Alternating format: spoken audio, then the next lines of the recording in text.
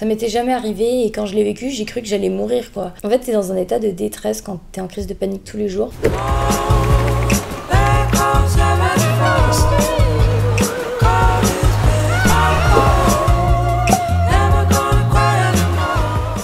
Bonjour à tous, j'espère que vous allez bien. Aujourd'hui on se retrouve pour une vidéo un peu spéciale sur un sujet, je pense que j'en ai jamais parlé sur ma chaîne, qui est le sujet de l'anxiété. Comme d'habitude, il faut parler avec le cœur, je vais vous parler de mes expériences, de comment j'ai un peu pu combattre le stress, l'anxiété, quels sont mes remèdes, quoi, entre guillemets. Je différencie deux types, je pense, de stress. T'as l'anxiété qui est un peu permanente et qui est tout le temps dans un coin de ta tête et qui en fait te bouffe ta vie à petit feu. T'es tout le temps sous un état de léger stress, parfois gros stress, mais je veux dire c'est comme une pression qui est tout le temps sur toi. Alors que le deuxième axe que je voulais aborder, c'est les crises de panique. Et ça, c'est beaucoup plus intense. C'est pendant une courte période, d'un coup quelques secondes, parfois peut-être des minutes. Tu vas avoir une bouffée de chaleur, le cœur qui bat super vite, des picotements, parfois tu peux t'évanouir. Enfin, quelque chose, une réaction du cœur en fait très très forte qui aussi te bouffe la vie. Et du coup, avant toute chose, avant que je commence, je voulais juste préciser que je ne suis pas docteur, je n'ai aucun diplôme, bref, c'est juste une petite conversation entre vous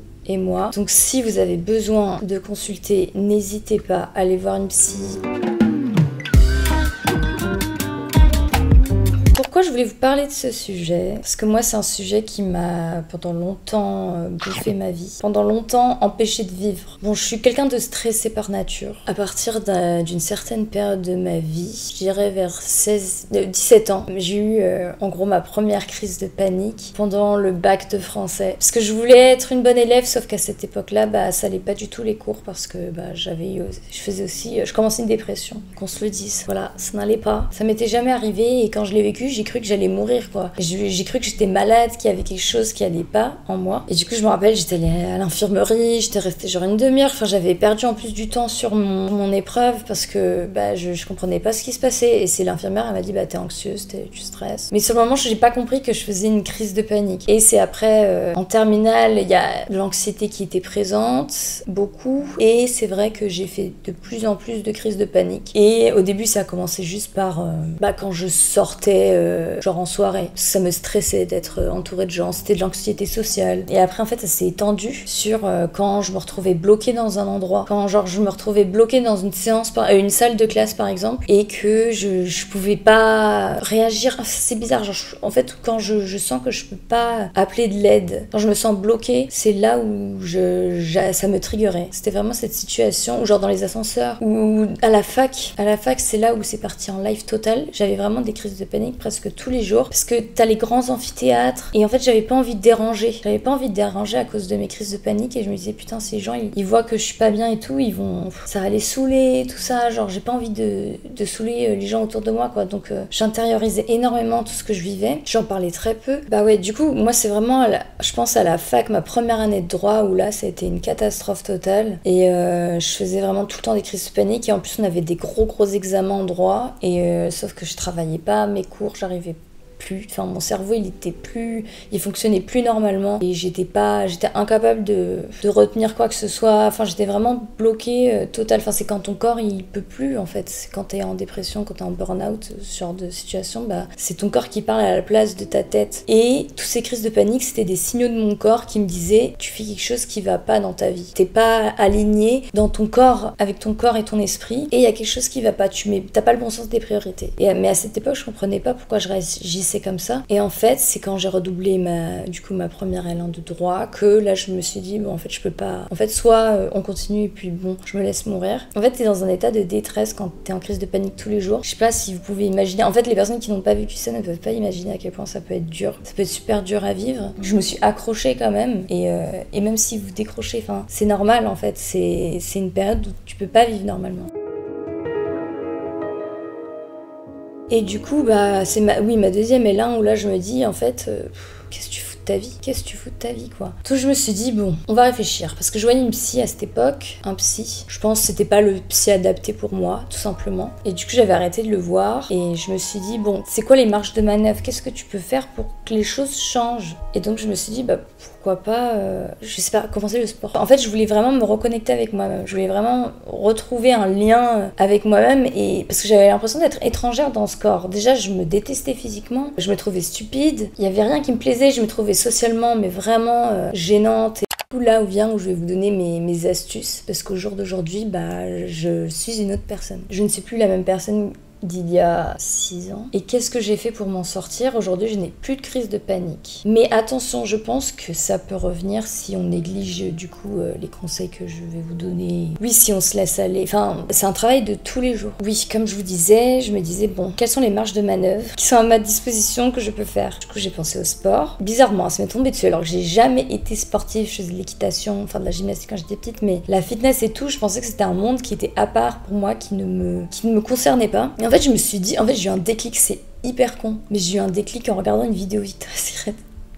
Et genre, j'étais en mode, putain, mais ces meufs, genre, je suis à des années-lumière de ces meufs, genre, elles sont magnifiques, successful, whatever. Et en fait, dans ma tête, je me suis dit, mais en fait, genre, si tu veux avoir ce corps, mais travaille, genre, fais pour. Donc en vrai, c'est parti, c'est un truc tout con, une vidéo Victoria's Secret. Mais je me suis dit, vas-y, on va essayer d'améliorer la partie physique de mon corps déjà. Mais plus que physiquement, je sais pas, c'était un challenge que je voulais mettre, c'était une discipline que je voulais m'imposer pour me faire comprendre que j'étais capable de faire ça et reprendre confiance en moi. En fait, ça passe par ça. Ça passe aussi par se donner des petits challenges et tout. Donc j'ai fait du sport et depuis ce jour-là, je n'ai jamais lâché. Je n'ai jamais arrêté le sport. Parce que au bout de 3 semaines, dites-vous qu'au bout de 3 semaines, déjà, je faisais moins de crise de panique. Du coup, je vois que ça marche. Donc je me dis, bon, on a déjà quelque chose. On tient un truc là. Il faut continuer là-dessus. Donc le sport, en plus, physiquement, j'avais des résultats de ouf. Mon corps était vraiment réceptif et ça se ressentait. Ça se ressentait autant mentalement que physiquement. Mais vous vous doutez bien que c'est pas assez de faire du sport pour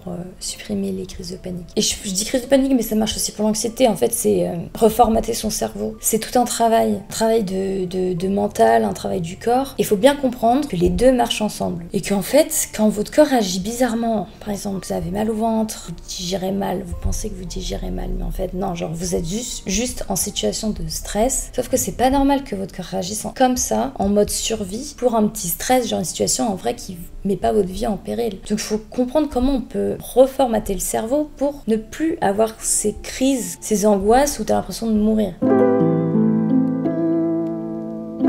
Avec le sport, c'est ajouté, j'ai consulté. J'ai pas consulté une psy à ce moment-là, j'ai consulté une ostéopathe spirituelle. En fait, je l'appelle comme ça, je l'appelle ostéopathe spirituelle parce que je connais pas le nom exact. Mais genre, c'était hyper bizarre. J'allais la voir une fois par mois. Et en fait, genre, elle me touchait la tête et tout. En fait, on parlait pas trop. Enfin, je lui racontais vite fait ce qui m'arrivait. Mais elle sentait en fait dans mon corps ce qui se passait et tout ça. Enfin, c'était un truc de ouf. Et elle savait un peu ce qui m'arrivait. Et elle comprenait mes schémas, genre mes traumas et tout, juste en le disant mon ventre, en se disant, bon, alors là, à cette époque-là, bon, il se passait ça dans ta vie. Elle savait, en fait, c'était trop bizarre. Elle savait prédire ce qui s'était passé dans ma vie et pourquoi j'agissais comme ça aussi. C'est une accumulation de choses qui fait que j'étais dans cet état de détresse. Ce qui a marché, je pense, on a fait beaucoup d'entraînement avec cette femme et aussi elle m'a éduquée sur plein de choses que personne ne m'avait éduquée, genre des trucs fondamentaux. Elle était pas censée me parler de ça, mais genre elle me disait, mais tu manges quoi? Moi je mangeais genre des pâtes tous les jours à cette époque, je savais même pas ce que c'était une protéine, enfin vraiment j'étais une inculte totale de l'alimentation. Et elle m'a fait un plan, en fait, elle m'a dit le matin, moi je te donne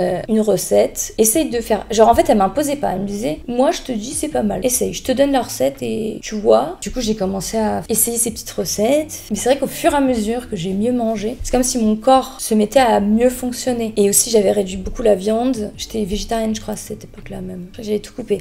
Moi je pense profondément qu'on est ce qu'on mange, parce que quand tu manges sainement, ta tête va mieux. Et après ça, j'ai éduqué aussi mon cerveau sur ma façon de voir la vie. C'est un peu perché, dit comme ça. Mais en fait, la façon dont tu vois la vie, c'est ça aussi qui influence tes réactions. Et moi, ma vie, elle était conditionnée par mes notes, par mes résultats. J'ai l'impression que je vivais la vie d'une autre. Genre, en fait, c'était pas la vie qui était adaptée pour moi. Et mon corps, il m'envoyait des warnings en mode, mais qu'est-ce que tu fais? Genre, notre philosophie, elle est pas comme ça. Genre, arrête d'essayer de te plier à des choses qui te correspondent pas. Comment je m'en suis rendu compte? Je m'en suis rendu compte parce que j'ai lu beaucoup de livres et ça m'a un peu ouvert mon esprit. Je trouve qu'il faut faire attention avec quand même les bouquins de développement personnel parce que des fois ça cache une positivité un peu toxique. Si c'est mal raconté, on peut vite tomber dans un schéma de neutralisation des émotions et c'est pas ça qu'on veut non plus. Mais du coup, moi je vais vous montrer un peu ce que j'ai pas tous les livres que j'ai lus, mais j'ai les plus importants. Moi, celui qui m'a grave aidé, c'était L'art du calme intérieur d'Eckhart Tolle. Il a aussi fait Le pouvoir de l'instant présent, Une nouvelle terre aussi qui est vraiment incroyable. Et dites-vous que ce petit livre, en fait, je le lisais ma première année où ça allait mieux, mais j'avais encore des crises. Et du coup, j'étais tellement stressée encore, mais j'avais envie de faire les choses, j'avais envie de me sortir de cette merde. Du coup, je me baladais tout le temps avec ce livre. Et en fait, dès que j'avais une crise qui commençait, je le prenais. Je faisais vraiment comme les fous, hein. Genre je lisais les premières phrases parce que les premières phrases, en fait, il se réveille je crois que c'est ça, il se réveille genre d'un rêve un peu chelou où il pense qu'il va mourir et tout, et il disait une phrase je me répétais tout le temps. La phrase, genre, c'était l'équivalent de let go, genre lâche prise. C'était ça la phrase. Je me suis dit lâche prise. Et ce petit livre là, c'est celui qui m'a ouvert la porte quand même à beaucoup de choses. Et c'est là je me dis putain, mais il y a une autre façon de voir le monde qui est pas forcément hyper restrictif et punitif. Un autre que j'aime beaucoup, Inner Engineering de Sadhguru. J'aime bien Sadhguru. Bon, je le connais pas hyper bien en détail cet homme, mais j'aime bien sa façon de voir la vie. J'aime bien regarder aussi ses petites vidéos sur YouTube. Il a des vidéos et il est grave motivant. Et c'est vrai que ça, ce que j'aime bien aussi, c'est qu'il parle du yoga beaucoup. Un autre livre que j'ai lu quand j'étais à Los Angeles, celui-là, Breaking the Habit of Being Yourself de Joe Dispenza. Et en fait, lui, je pense que c'est le plus scientifiquement développé. Genre lui, tu vas vraiment comprendre en détail pourquoi tu réagis de certaines façons, à certains moments, pourquoi t'es comme ça, tes schémas et tout. Enfin, puis en plus, il te donne des clés pour reprogrammer ton cerveau. Parce que oui, tu peux changer. Le cerveau n'est pas con. Enfin si, le cerveau est à la fois con et pas con, dans le sens où tu peux le duper. Je me disais, en fait, j'y crois pas, que genre en se répétant 100 fois, t'es... Je vais bien. Je me disais, ça marche pas. Mais en fait, faut genre visualiser comment tu... Alors là, on part dans les bails de méditation, mais je veux dire, à force de me dire, genre ça va, à force de me rassurer, par exemple, à force de me dire lâche prise, en fait, le cerveau, il comprend, il se détend et tout. Et en fait, ça marche pour plein d'autres choses. Ça marche même pour manifester ta vie, ta dream life. Elle est en roue livre. Et du coup, ce livre-là, moi, c'est celui-là aussi qui m'a fait commencer la méditation. Après, c'est pas la méditation qui a enlevé mes crises de panique parce que j'ai commencé la méditation un peu plus tardivement. Et en vrai, la méditation, c'est vachement bien pour visualiser des choses, pour resetter ta journée ou pour tout simplement visualiser une vie que t'aimerais avoir, des objectifs que tu veux accomplir. Et franchement, je vais pas mentir, ça marche. Je suis partie trop loin. Bref. Et du coup, voilà, pour vous dire que au fur et à mesure, les crises de panique sont parties. Moi, en fait, j'avais beaucoup besoin de reprendre confiance en moi. Confiance, pas genre en mode, genre je suis une badie. Non, confiance en mon corps, genre mon corps est fort. Au bout d'un an, que j'allais voir mon ostéopathe, elle m'a dit, genre t'es guérie, tu vois. Je te laisse t'envoler, petit oiseau. Et d'ailleurs, ce qui est hyper touchant, c'est que, dites-vous quand même que j'étais pas capable de prendre le métro. Hein. Donc c'est quand même beaucoup, quoi. Et du coup, je suis allée la voir. J'ai pris un rendez-vous comme ça. Ça faisait peut-être 2 ans que je l'avais pas vue ou un truc comme ça. Et en fait, je suis allée la voir quelques jours avant mon départ en Australie. Et du coup, on fait le bilan et tout ça. Et elle touche ma main, elle me dit, mais c'est dingue les énergies. Enfin, l'énergie dans ton corps, elle est... Genre, ça n'a rien à voir avec le jour où elle m'a rencontrée. Parce qu'il faut savoir que le jour où elle m'a rencontrée... Enfin, elle m'a avoué plus tard, elle m'a dit, en fait, j'ai eu peur. J'ai eu peur. Je dis, je voulais vous annoncer que je pars étudier en Australie. Ça me touche parce que c'est vraiment genre je pense que c'est un des plus gros accomplissements de ma vie. D'être passée de pas pouvoir prendre le métro à pouvoir aller à l'autre bout du monde, travailler, enfin être dans une autre fac en Australie, enfin c'est pas comme si j'étais à la porte d'à côté, genre là j'étais enfermée sur une île. Et quand je lui ai dit ça, elle a eu les larmes aux yeux et tout, et elle était en mode mais c'est ouf. Elle était super fière de son travail et de mon travail. Et comme quoi, faut jamais se laisser tomber, je pense. Et si je retiens des choses de cette période, c'est que en fait c'est pas parce qu'un jour est mauvais que ça va définir toute ta vie. Que s'il y a une mauvaise période, faut la passer, faut l'accepter, il faut accepter ses émotions, et puis il faut pas ignorer en fait son corps. Aujourd'hui, si tu me parles de cette... Enfin, j'ai l'impression que c'est une vie que je n'ai pas vécue, c'est hyper bizarre. J'ai l'impression que c'est plus... En plus parce que j'ai eu quand même une transformation physique, en plus de cette période compliquée mentalement. J'ai tout changé, j'ai changé d'études, donc c'est très bizarre de me dire que cette période-là, ça a toujours été moi, alors qu'aujourd'hui je m'identifiais à quelqu'un d'autre, quoi. Je tiens ça depuis tout à l'heure parce que mon ostéopathe qui me disait de faire ça, c'était de mettre de la lavande genre sur mon oreiller, ou quand genre je me sens pas bien, dans le métro j'en mets sur un mouchoir et je sens. Mais du coup moi maintenant je l'utilise uniquement, je le mets sur mes poignets quand je médite. Je médite pas tout le temps, mais j'aime bien méditer après le sport par exemple. Je sens toutes les endorphines et tout. Et du coup je mets la lavande là, je mets sur mes tempes et aussi là, ça me détend. Bref.